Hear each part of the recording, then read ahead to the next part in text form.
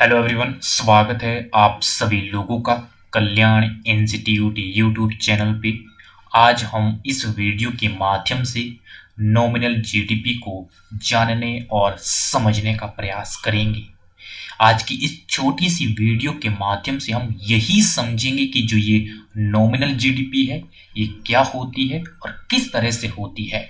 तो चलिए समझते हैं कि नॉमिनल जीडीपी होती क्या है।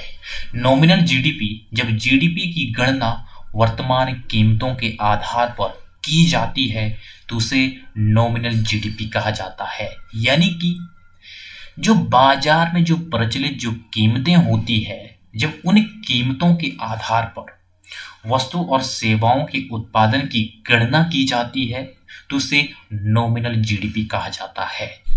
इसको एक एग्जाम्पल के माध्यम से हम बड़ी बेहतरी के साथ समझ सकते हैं। मान लेते हैं किसी एक वर्ष 5 वस्तुओं का उत्पादन हुआ है और इस वर्ष प्रत्येक वस्तु की जो कीमत है वो हम 5 रुपए मान लेते हैं। तो यानी कि 5 गुणा 5, तो ऐसे में 25 रुपए की जीडीपी होती है। और दूसरे वर्ष हम मान लेते हैं कि 5 ही वस्तुओं का उत्पादन हुआ है, तो इस वर्ष 10 रुपए प्रत्येक वस्तु की कीमत है। यानी कि 10 गुना 5, तो ऐसे में 50 रुपए यहाँ पे दूसरे वर्ष जीडीपी हुई है।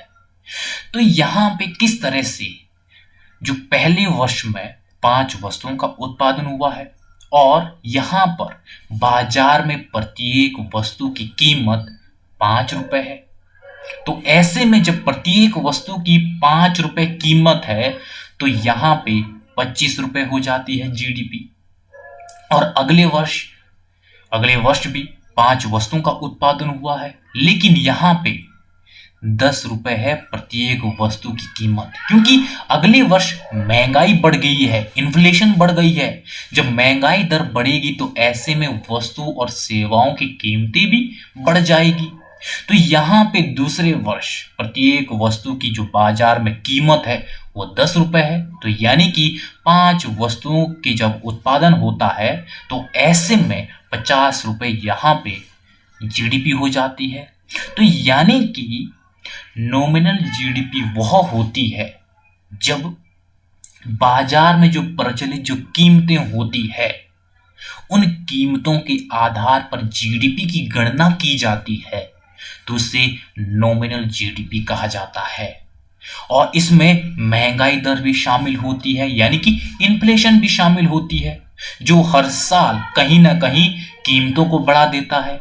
तो इस तरह से जब इन्फ्लेशन के साथ हम जीडीपी की गणना करते हैं तो उसे नॉमिनल जीडीपी कहा जाता है। यानी कि इसको ही हम ये भी कह सकते हैं, जो बाजार में प्रचलित कीमत होती है, जिन कीमतों पर बाजार में वस्तु और सेवाएं मिलती है, उसके आधार पर जब जीडीपी की गणना की जाए तो उसे नॉमिनल जीडीपी कहा जाता है। तो इस तरह से ये होती है नॉमिनल जीडीपी। तो आज की इस वीडियो के माध्यम से हमने नॉमिनल जीडीपी को समझा है। तो मुझे उम्मीद है कि आपके लिए जो ये आज की वीडियो है, ये वीडियो काफ़ी उपयोगी रही होगी। और आप सभी लोग का बहुत बहुत शुक्रिया।